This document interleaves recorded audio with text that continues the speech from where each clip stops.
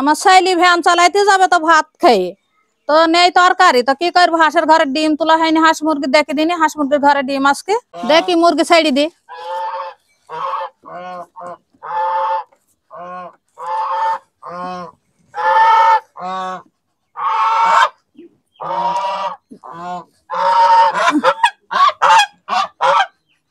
তিনটি মুরগির ডিম একটা হাঁসের ডিম ঘরে ওল আছে ওল দিয়ে আমি আনবো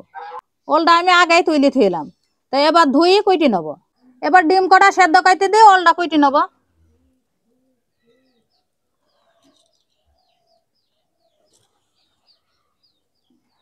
ওলটা এবার কাইটি নেবো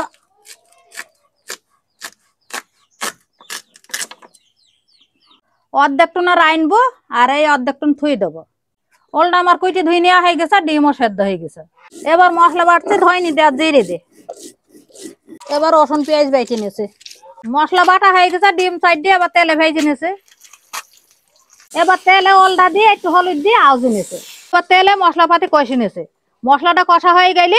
আউজান ওলটা দিয়ে দেবো ওলটা দিয়ে দিলাম এবার নেড়ি চেড়ি সুন্দর করে কষি পরিমাণ মতন মো দিয়ে দেবো ওল কষি নেওয়া হয়ে গেছে এবার পরিমাণ মতন মো দিয়ে দিলাম এবার ওলটা সেদ্ধ হয়ে গেলে পরে ডিমটা দিয়ে দেবো ওল সেদ্ধ হয়ে গেছে এবার ডিম কটান দিয়ে দিলাম একটু ফুটে উঠলে নামিয়ে নেবো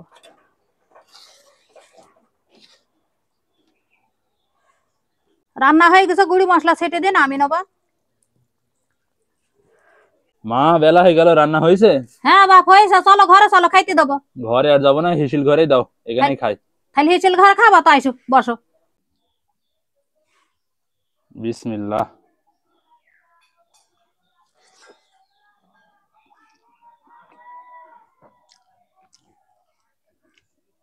মা ওলটা কিন্তু দারুণ সিদ্ধ হয়েছে এই যে দেখো কত সুন্দর হাতে চাপ না দিতেই একদম মেখে যাইছি মানে গলি যাইছি প্রত্যেকটা ওলই সুন্দর সিদ্ধ হয়েছে ওলটা বেশ ভালো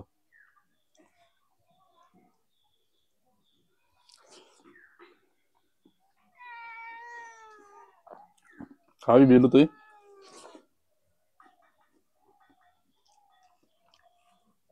তোর সে জায়গাটা কই জায়গা তো নেই নে এখানে দিছি খা শুধু ভাত খাবা না নাকি বড় লোক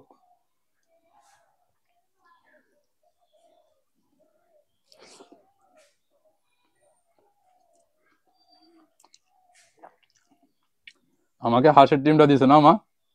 হ্যাঁ বাপ তোমাকে হাঁসের ডিমটা দিয়েছে তো আমি বেরিয়ে পড়লাম ভ্যান নিয়ে ভাড়া মারার উদ্দেশ্যে তো সবাই সুস্থ থাকবেন ভালো থাকবেন আর আমার জন্য দোয়া করবেন আল্লাহ হাফেজ